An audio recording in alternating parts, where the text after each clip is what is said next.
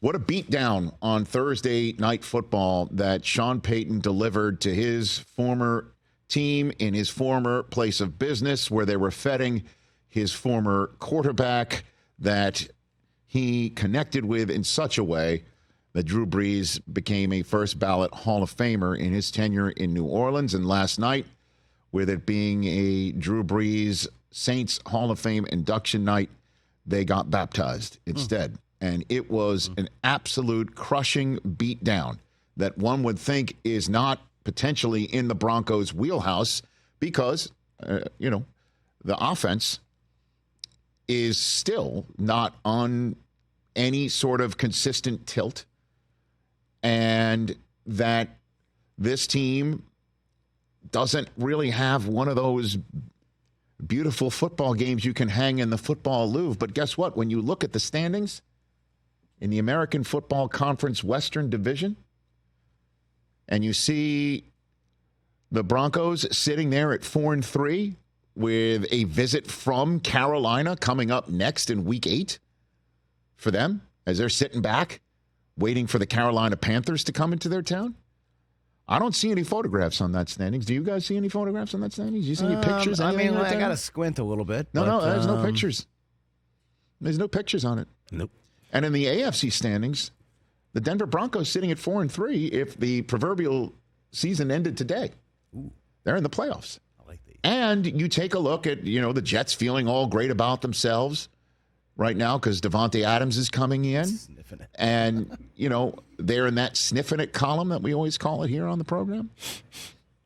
And guess who the Broncos have already beaten? The Jets. So even if they start getting going, they have to be one game better than the Denver Broncos by the end of the day.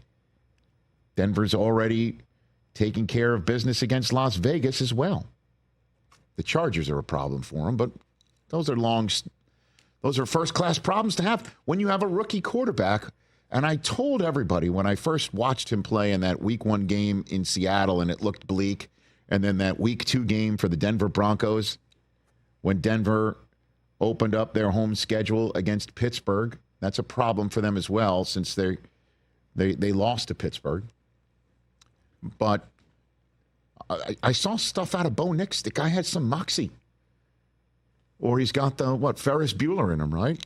And I guess what that means is the kid who might be a little bit mischievous. Is that what Sean Payton was going for right there? Yeah, a little sarcastic, maybe a little cocky. Having a friend who might wreck your dad's Porsche. Maybe. I don't know what it was, but cocky or feeling it. He also does a lot of head-scratching things. Well, because he's still a rookie quarterback. But at the end of the day, as we're sitting here at the beginning of Week 7, Bo Nix has as many wins as a professional quarterback as the first 2 overall picks of this draft, Jaden Daniels and Caleb Williams.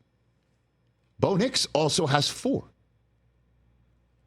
You are what you are in this league, and what they are is a team that if they can run the football, Javonte Williams finally had a nice 2-touchdown game. Anybody who stuck with him in fantasy was rewarded last night in that regard. Over 225 yards rushing, including Bo Nix adding a nice amount there. The passing game isn't that great, but the defense, man, even without Patrick Surtain, they got it done last night.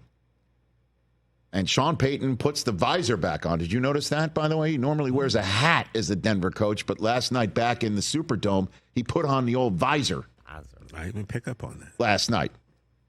And, he made it a long night for his former team.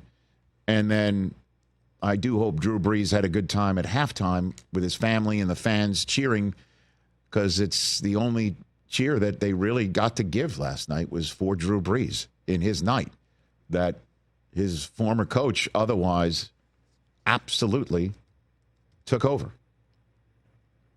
And Sean Payton has to feel great about that, man.